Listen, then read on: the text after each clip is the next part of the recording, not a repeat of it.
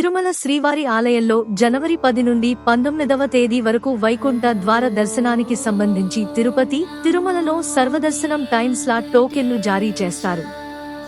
జనవరి 10 మరియు 11, 12 తేదీలకు సంబంధించి మొదటి 3 రోజులకు జనవరి 9వ తేదీన ఉదయం 5 గంటల నుండి 1,20,000 టోకెన్లు, తదుపరి రోజులకు ఏ రోజుకా రోజు ముందు రోజు టోకెన్లు జారీ. తిరుపతిలోని Ramachandra Pushkarini, Bhudevi complex, Jeevakona high school, municipal ground, Srinivasam, Vishnunivasam, బైరాగిపట్టెడలోని రామానాయుడు స్కూల్, ఎంఆర్పల్లి స్కూళ్లతో పాటు తిరుమలలో బాలాజీ నగర్లోని కమ్యూనిటీ హాల్లో తిరుమల స్థానికుల కొరకు కౌంటర్లు ఏర్పాటు చేస్తున్నట్లు టీటీడీ తెలిపింది.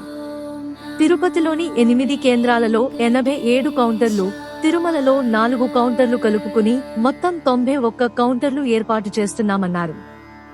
భక్తులు తమ ఆధార్ కార్డు చూపించి టోకెన్లు పొందాలని, టోకెన్లు పొందిన భక్తులకు ఈసారి వారి ఫోటో గుర్తింపుతో కూడిన స్లిప్లను జారీ చేస్తామని తెలిపారు. టోకెన్లు లేని భక్తులకు ఈ 10 రోజులలో శ్రీవారి దర్శనం ఉండదని తెలిపారు.